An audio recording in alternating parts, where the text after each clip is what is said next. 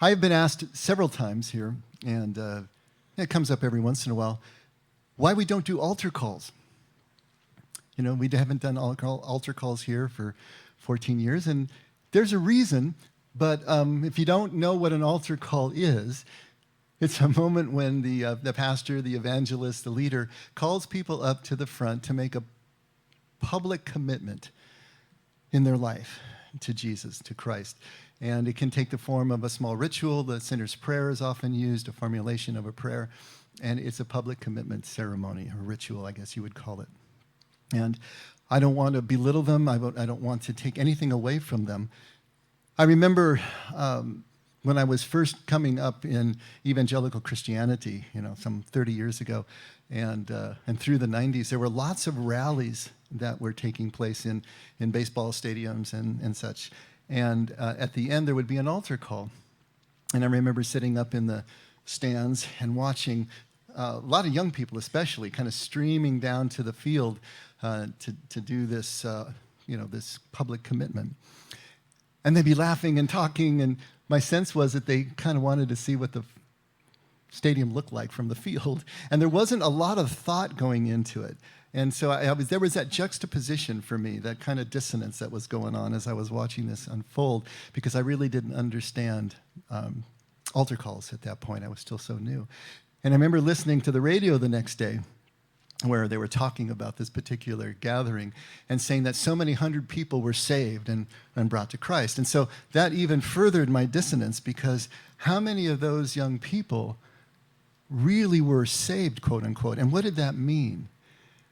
One of the unfortunate implications of altar calls as they have been done here in the West is that they are tantamount to salvation. That we go and we say this prayer, we perform this ritual, and we are now saved, quote unquote, which means we are going to heaven and we are avoiding hell.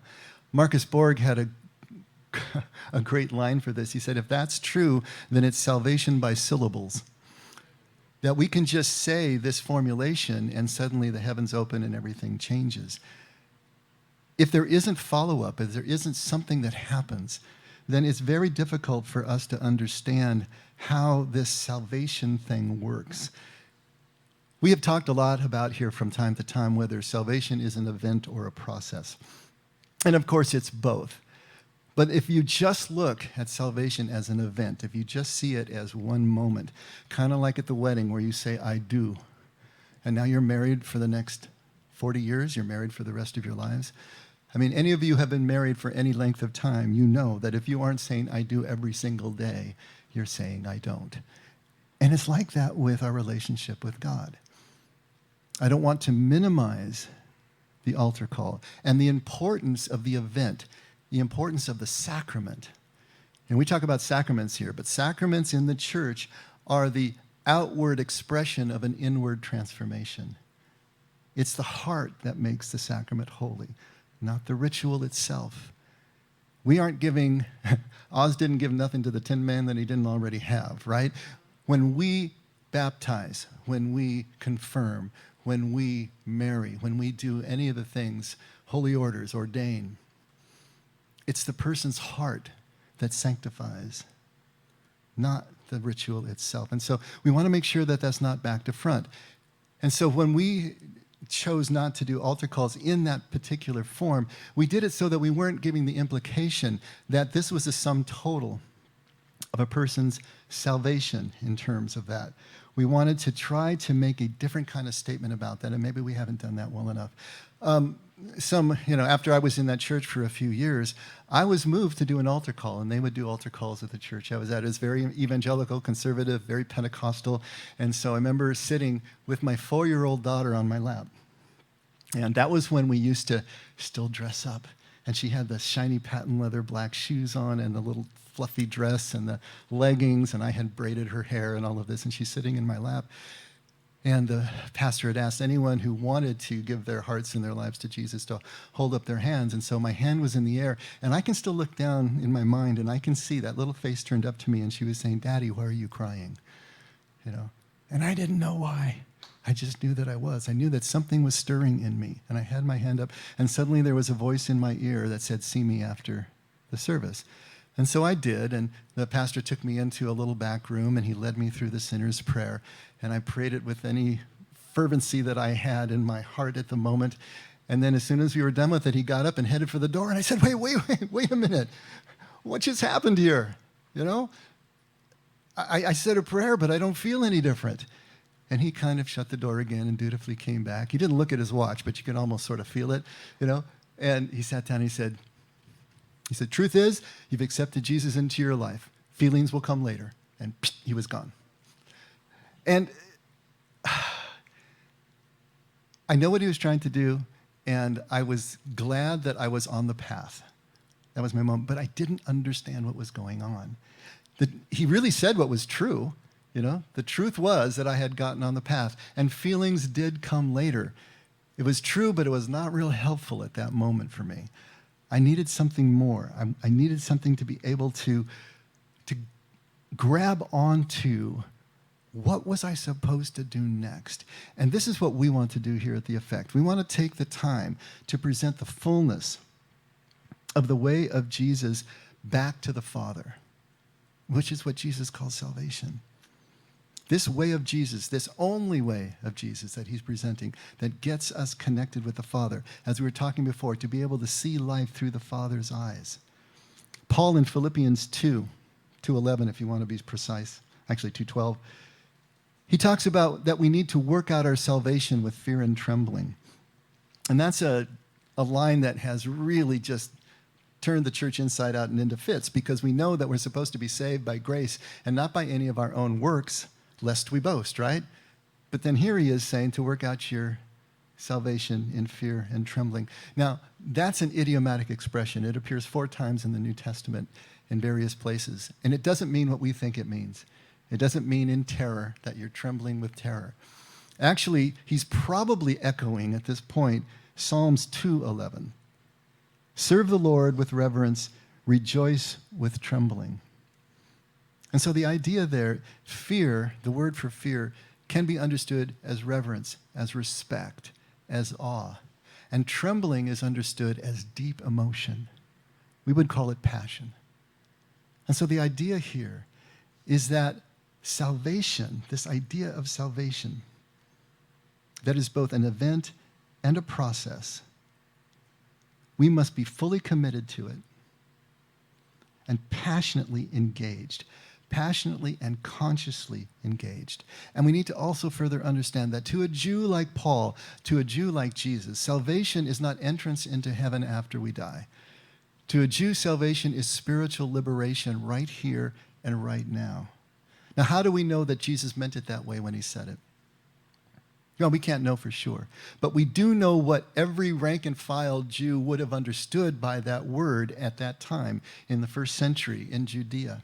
And if Jesus didn't take the time to redefine the term, if he knew that their idea was different than his, like he did with lots of key terms, he did that with kingdom primarily.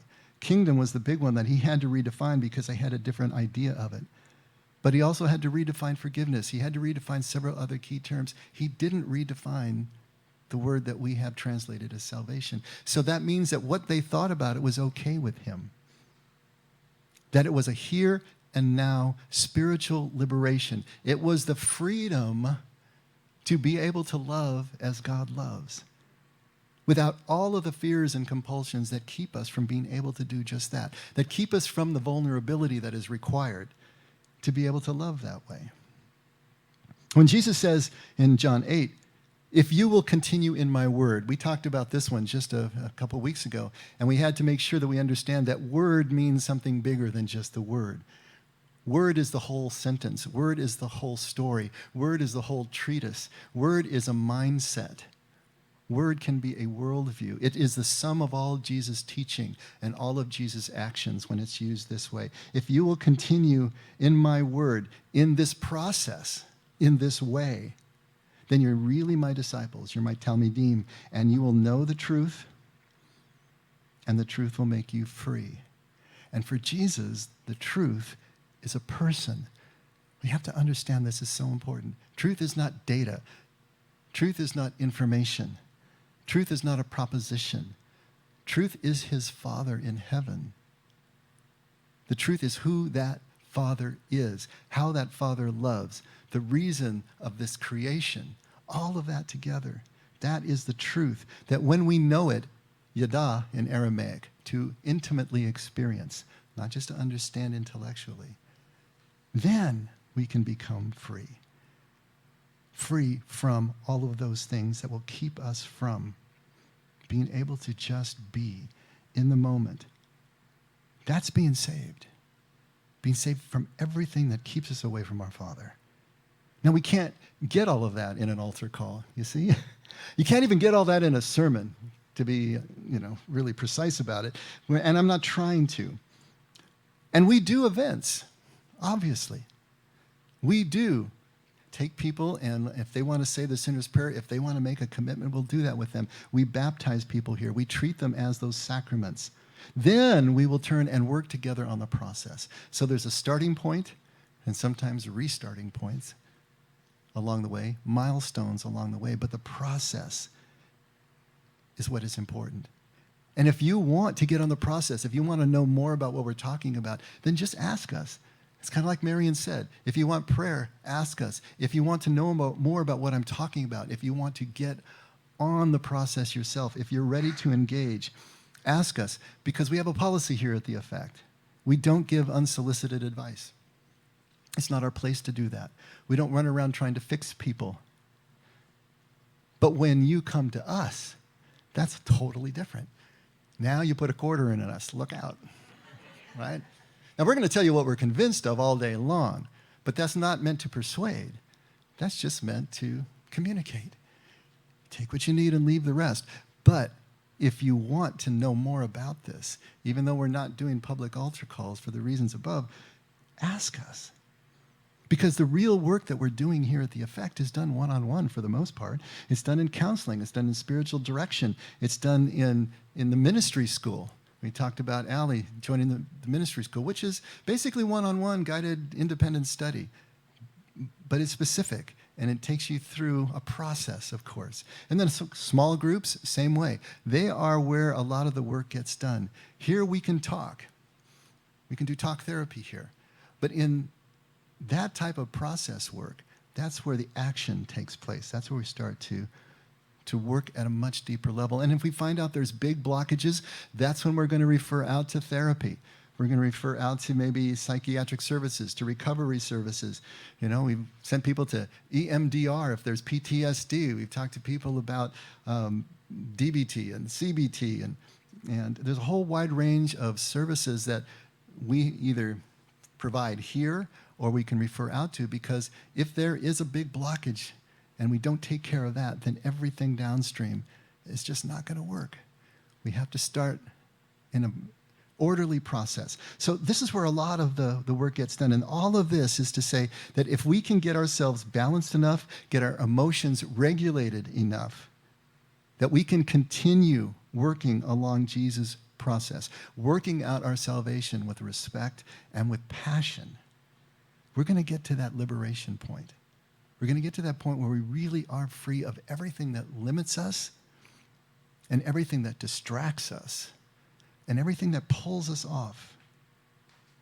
And it's a complement to all that type of work, and certainly beyond that type of work. There is contemplative practice, contemplative spirituality. There's two pillars to the Effect. One is to look at Jesus from a first century Jewish point of view. That changes everything.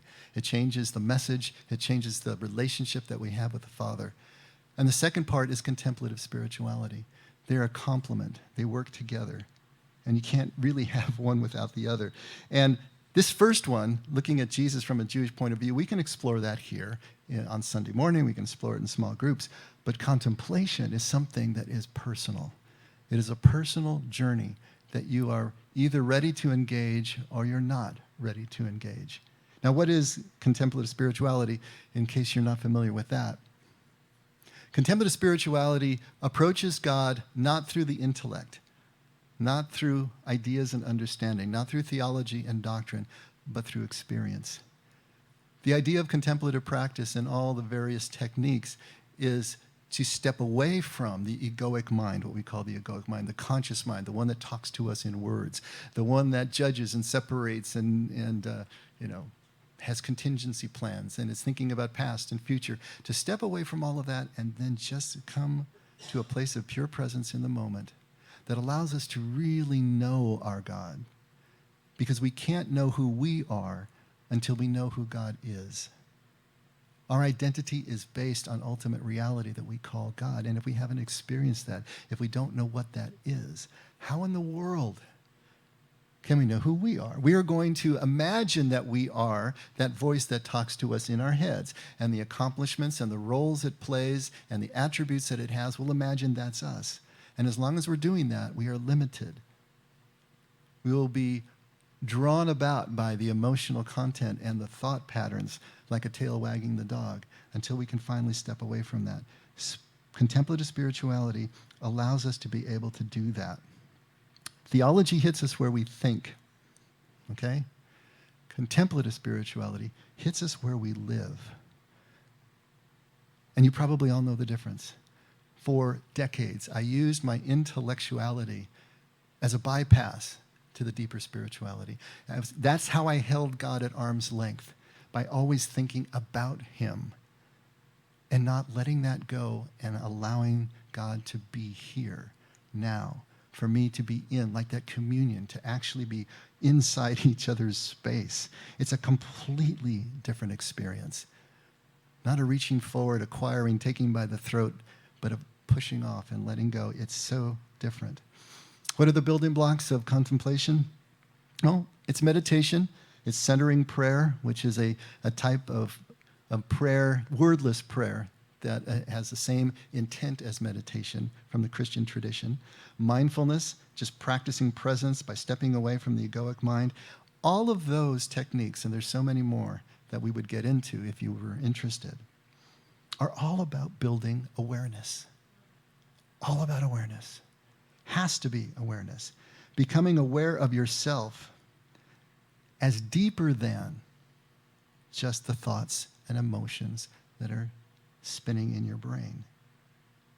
We can't change. We don't change. We don't transform. We don't heal. We aren't saved, quote unquote, liberated, right?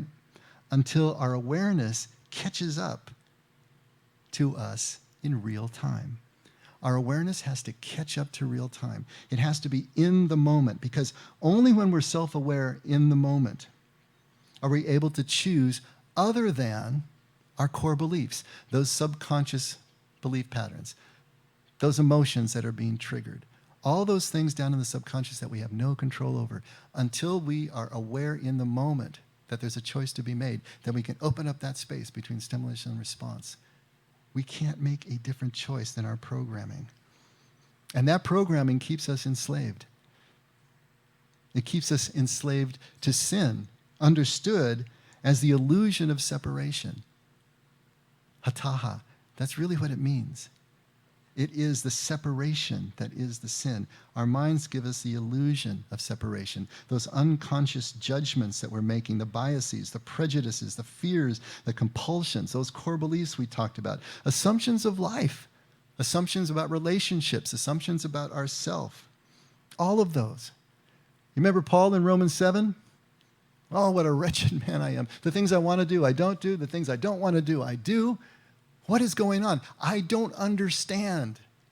It's like Jesus from the cross. Forgive them, Father. They don't know what they're doing. They don't understand. Why in the world am I doing these things? I'm, in my mind, justified. To me, this is love. To the person that I'm standing across from, it's abuse. It's hatred. I don't know what I'm doing. Paul is giving us the exact experience of what we're talking about. At that point in his life, Romans 7, the masterpiece of theology, he's admitting to us that his stone is still not smooth. He's admitting to us that his awareness is not caught up to his real-time moments because he keeps falling into patterns that he doesn't understand. Contemplation, therapy, all these things we're talking about, this work, this process, this working out salvation in respect and passion is the process of getting free from all of that stuff that dogs us, all that stuff that keeps us from the truth this person of unity, this Father, makes us free and saves us only when we are aware in this moment. See, we can learn truth as a proposition, as a concept in our head, long before it can catch up to us in real time, and it becomes a part of who we are in the way that we can now act on it, and we can be free from it. And truth that hasn't caught up to us in the moment is not going to do us any good. We literally won't know what we're doing as we do it. And contemplation cuts through all of that. Contemplation helps us do what Jesus told the young man to do, to sell everything that he had, give it away, and come follow. We can't do that until we're aware. We can't let go of old ideas. We can't let go of the things that we have learned since childhood that are still down there. This freedom of pure, mindful presence is what Jesus is talking about as the end result of his way. Free from limiting thoughts, free from unregulated motivations. Now, does Jesus teach all this stuff? Show me chapter and verse in the Gospels where Jesus teaches all this stuff. I will maintain that Jesus does teach it, but he doesn't teach it directly. He's not going to lay out details. He doesn't use the word contemplation. Don't look for it. You'll never find it in the Bible. And so the question is, why not? Why is this not recorded directly in Jesus' teaching? Let me ask you this. Have you ever thought of Jesus as a poet? I got a big no over here. A lot of people just kind of staring off, thinking about it. Have you ever thought of Jesus as a poet? We don't do that, do we? We never think of Jesus as a poet. We think of Jesus pretty much the way we think of ourselves. And it's okay, every culture does it.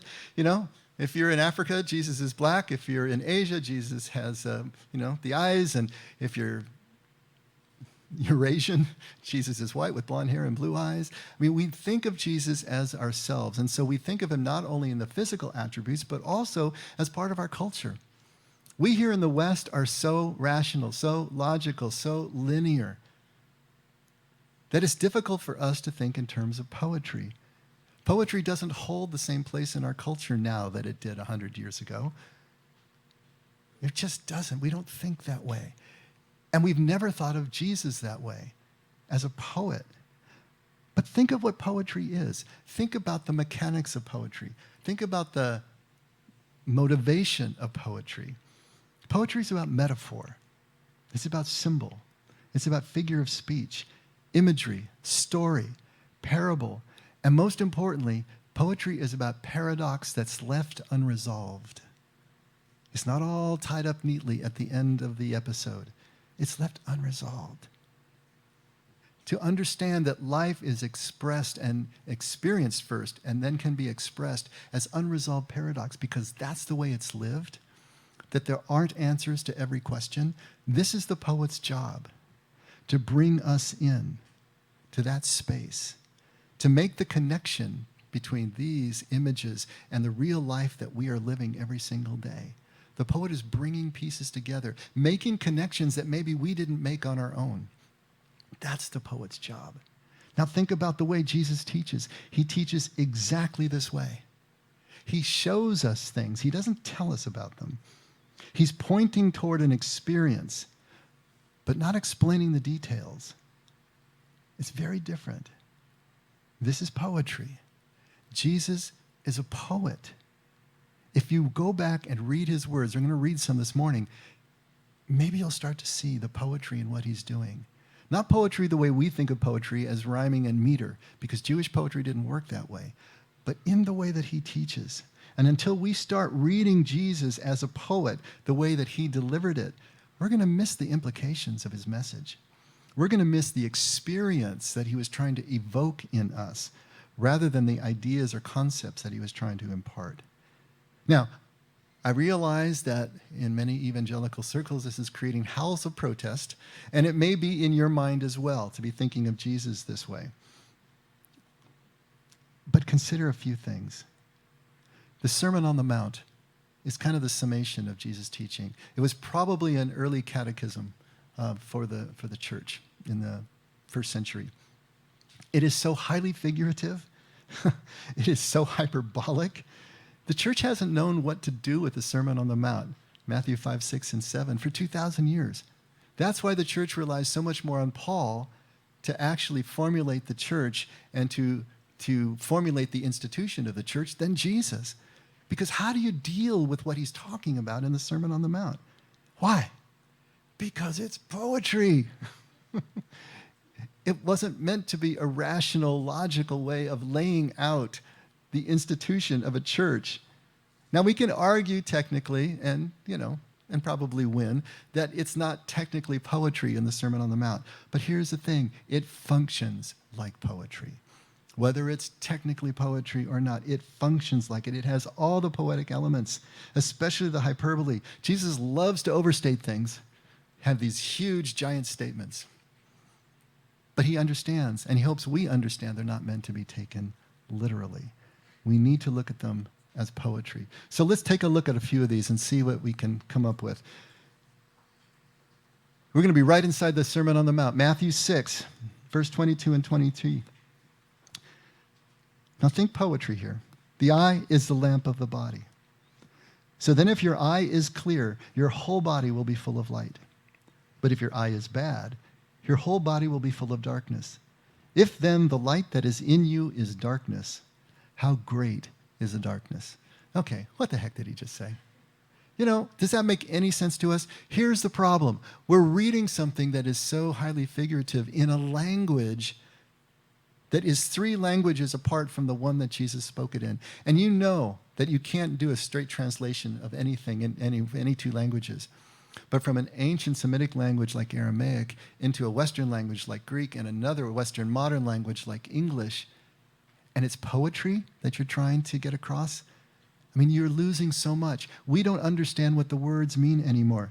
I, the first word there, aina in Aramaic, doesn't just mean the eye as we're thinking of it. We're going to over-literalize this, and then we won't understand that last line. If the light that is in you in darkness, how great is the darkness?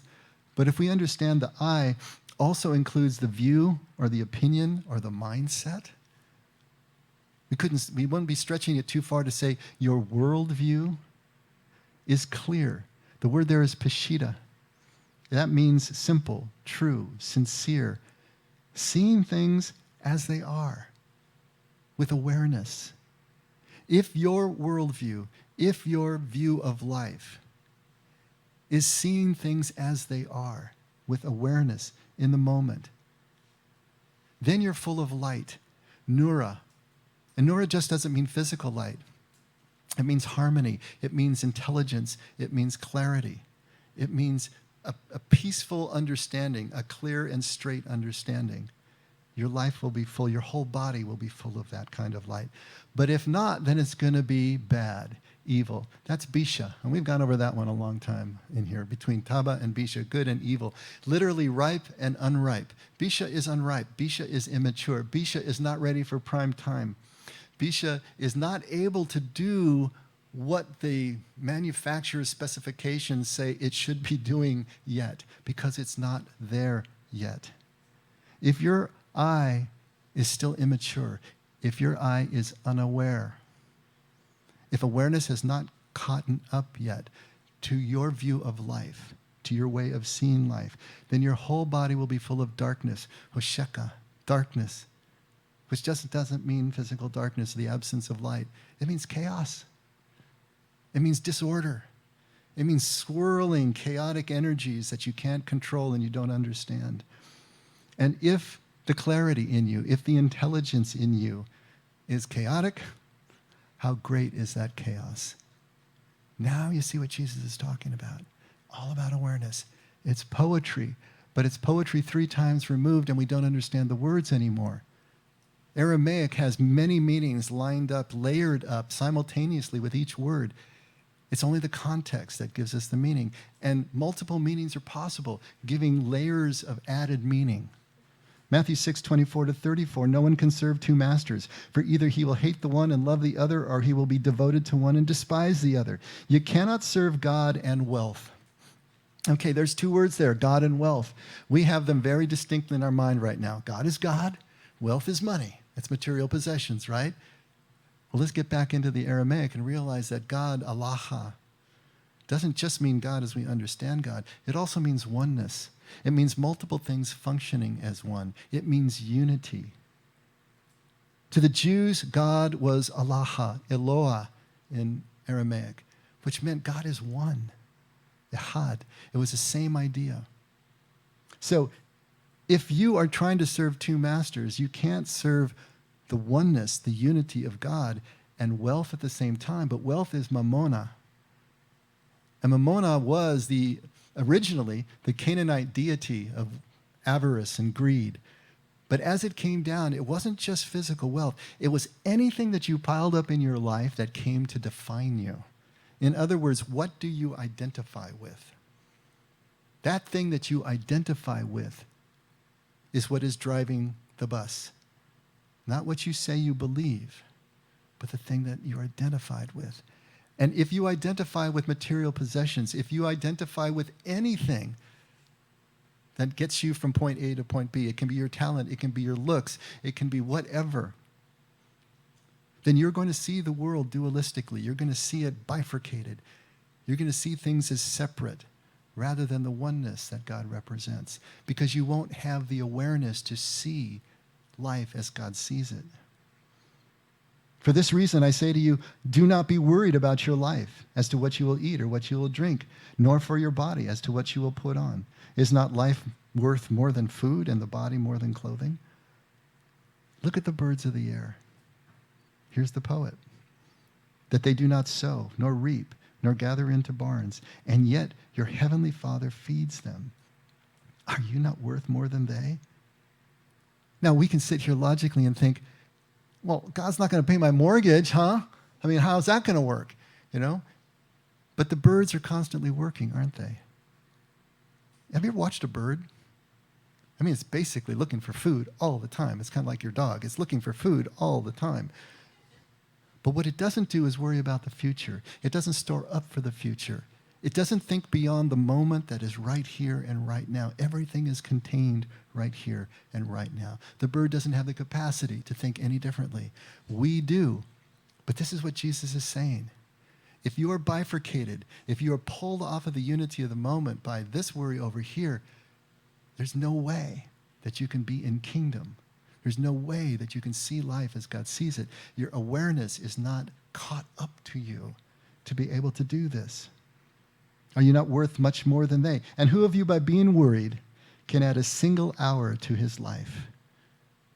And Aramaic being the way it is, you could translate that a single cubit to your stature. It works both ways, but you get the point. Skipping to verse 34. So do not worry about tomorrow, for tomorrow will care for itself. Each day has enough trouble of its own. I love that line. In other words, presence.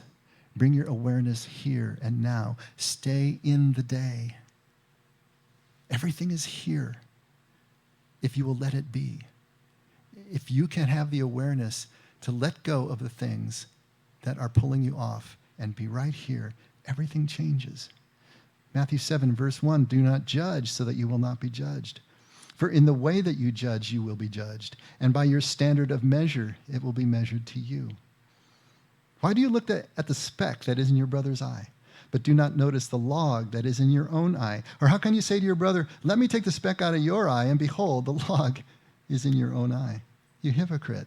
First take the log out of your own eye, and then you will see clearly to take the speck out of your brother's eye. Poetry. Do you see the imagery here? To judge. To judge, as we're understanding it here, is a conclusion we reach because of a preset standard, an assumption that we have made. It could be a bias, it could be a prejudice, it could be a law, it could be a code, it could be just the way that we were raised, it could be the sum of all the experience and the hurts and the traumas, but these are judgments that we bring to a situation before we've discerned it, because discerning is a conclusion we reach based on experience. We need to discern. But he says, don't judge. Because when you do that, you are just tapping right into those assumptions, those core beliefs. There is no awareness there. It's not just about people either. It's about our moments. It's about our relationships. It's about our life attitudes. If we're not free to experience the reality as it is, to see it as it is, to discern it, that we're simply just overlaying our judgments. And this bit about taking the speck out of your brother's eye, remember aina, it means our mindset, our worldview, our vision, our opinion of things. It's the sum total of the way we look at life. If there is a limit to that in your brother's eye, how in the world can you fix it until your awareness has caught up to you and you have the kind of awareness that allows you to be here and now? You hypocrite, he says, take the log out of your own eye first. If you translate the word that is translated hypocrite directly from the Aramaic, you know what you get? Receiver of faces. Just think about that for a second. This is so cool. Receiver of faces. In Greek drama, the hypocrite was the mask that the actors would wear. That was the word that comes hypocrite to us.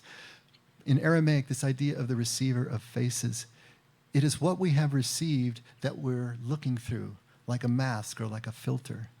It is the way we look at life, but we've received it from someplace else. It's not real. It didn't even come from us. It's something that we received. And yet, it's what we're now projecting. It's the way we now see and experience life, right? The reality you believe is a reality you endure. I love this idea of the receiver of faces. The projections, the illusions. It means that we're still unaware that we're even wearing this mask, that we are wearing this face, this outward projection, and that we literally don't know what we're doing when we're doing it. There is not awareness there. Matthew 6, 5 and 6. When you pray, you're not to be like those hypocrites, those receiver of faces. They love to stand and pray in the synagogues and on the street corners so that they may be seen by men. Truly I say to you, they have their reward in full. But you, when you pray, go into your inner room, close your door, and pray to your Father who's in secret. And your Father who sees what is done in secret will reward you. So again, we have this receiver of faces, unaware of their own need to be seen, to be approved of, to be revered, to be held up on high, doing the things that they do to get those kinds of dopamine hits without even understanding why they're doing it. But to become aware of the purpose of prayer, to withdraw from those distractions, to move both physically into an isolated space and interiorly into solitude, to practice the silence and the solitude and the stillness and the simplicity, those 4 S's that we've talked about, to become aware of God's presence when we step away from all the noise in our head and all the noise around us. We do it because we have begun to value the presence of God in such a way, this unity, this person, that we're going to do it when nobody's watching. We're going to do it when nobody is pinning a medal on our chest or giving us any sort of reward. We do it because it is feeding our soul. We do it because it is becoming life itself. Our awareness is catching up. And then right after that, he gives us the Lord's Prayer. But that third part of the Lord's Prayer at Matthew 6:11, give us this day our daily bread. If you translate that directly from the Aramaic, it's give us the bread of our need this day. Another call to be here, to be now, to let your awareness catch up to you and stay in the moment. 6 antitheses at the beginning of the sermon, just a couple of them. Matthew 5:21. You have heard what the ancients were told. You shall not commit murder, and whoever commits murder shall be liable to the court. But I say to you that everyone who is angry with his brother will be guilty before the court. And whoever says to his brother, you good for nothing, shall be guilty before the Supreme Court. And whoever says, you fool, shall be guilty enough to go into the fiery hell. Now, some of those insults seem pretty tame to us. But racha, to say racha, you fool, them's fighting words. By the time you got to the point that you said that to another person, you were guaranteeing a violent response. You were guaranteed a food fight. There was no way back from that. Then Jesus says, you have heard that it was said, you shall not commit adultery. But I say to you that everyone who looks at a woman with lust has already committed adultery with her in his heart. And of course, after that, the disciples are saying, how in the world do we do this? I mean, there's no way. How are we going to live if we're already guilty for just having the thought? Jesus is making a point here. This is what the rabbis call the kal vechomer argument, light and heavy. If something was true in the light version, then how much more is it true in the heavy version? Jesus would say, you who are evil, Bisha, immature, you know how to give good things to your kids. How much more will your Father in heaven give good things to those who ask? Light and heavy. If it's true in the light, it's true in the heavy. Here's another argument of that. If something is true in the heavy, thou shalt not murder, if that is a sin, then just to have the angry thought, to have the unregulated emotion, is already a breach in relationship. It's already a breakdown of kingdom experience. This is a call to nip it in the bud. This is to take care of it. If your awareness is caught up to you, you're not going to be aware when you're beating someone to a pulp that maybe you might have overstepped. You're going to realize it right at the beginning when you feel that turn in your stomach, when you feel that pang of anger and resentment, and you start working on it then. Look what he says here at Matthew 5:29. If your right eye makes you stumble, tear it out and throw it from you. Perfect example of hyperbole, right? Do you think he means that literally? We'd all be walking around blind, right? Poetry. For it is better for you to lose one of the parts of your body than your whole body to be thrown into hell. If your right hand makes you stumble, cut it off and throw it from you. For it's better for you to lose one of the parts of your body than for your whole body to go into hell. There is a Hebrew concept that if you are moving into covetousness, if you're moving into a breach of the law, it's first your eye that sees the thing you want, it's your foot that takes you there, and it's your hand that grabs it. Now, Matthew doesn't give us the foot, but Luke does. Luke says, if your foot causes you to sin, cut it off. The idea is there is a process to these things. If your awareness is such, you can stop it right at the beginning. As soon as you see, as soon as you feel that emotion, you can stop before it escalates and moves into the devastation, the destruction of absolute loss of relationship. All about awareness, but given to us poetically. And then finally at Matthew 7:13 and 14, enter through the narrow gate, for the gate is wide and the way is broad that leads to destruction, and there are many who enter through it. For the gate is small and the way is narrow that leads to life, and there are few who find it. So often we think that Jesus is talking about heaven and hell, right? The way we understand heaven and hell. Salvation or not salvation. There have been pictures and sculptures done of so many people on the broad, road falling into the fiery hell, and then just a few people going on the ascension up to heaven. Has nothing to do with heaven and hell. It has to do with everything we're talking about right here and right now. Jews don't talk about the afterlife. This is something that we have to understand and process as we're reading the scriptures. Jesus is talking about who is going to get on this process, who is going to do this kind of work, who is going to work on bringing their awareness forward so that they can see with the Father's eyes. How many people do you know that you would say are doing this work? Go into Home Depot, find out how many people are that enlightened as they're going through the garden department, or anywhere we go, on your freeways. Very few people will do this work. Unfortunately, very few people are even been told about this work. Salvation is still an event. Go up and say a prayer. And it's all done? Then why isn't my life changing? Why is my life still hard? Because the work hasn't been done. This is what Jesus is talking about here. This is how it works. This is the way to the Father. It's the only way to the Father. To be able to take ourselves to the point where we can actually see with the Father's eyes. Can you see the poetry now? Can you start to see Jesus as a poet? Go back and do your own reading. Read the way that Jesus formulates what he says. Read the way that he interacts with the people. He's a poet. And can you see the contemplative message in the poetry, in the imagery? It's all there. But we need to see the poet. We need to see Jesus as poet guiding us, pointing at truth, evoking a response, engaging us in an experience, himself as part of the experience, along with us, experiencing what we are experiencing, not telling us to do something that he's not willing to do himself, not telling at all, simply inviting us to engage. One of the most interesting and provocative poets of all time, I think, is Rumi, if you're familiar with Rumi. He's a Sufi mystic, Muslim, of the 13th century, right? He has an amazing poem of which one line is, "Out beyond ideas of right doing and wrongdoing, there is a field. I'll meet you there." Out beyond ideas of right doing and wrongdoing, there is a field. I'll meet you there. And then he finishes that up with, "When the soul lies down in that grass, the world is too full to talk about." What is he saying? What's he trying to get at there?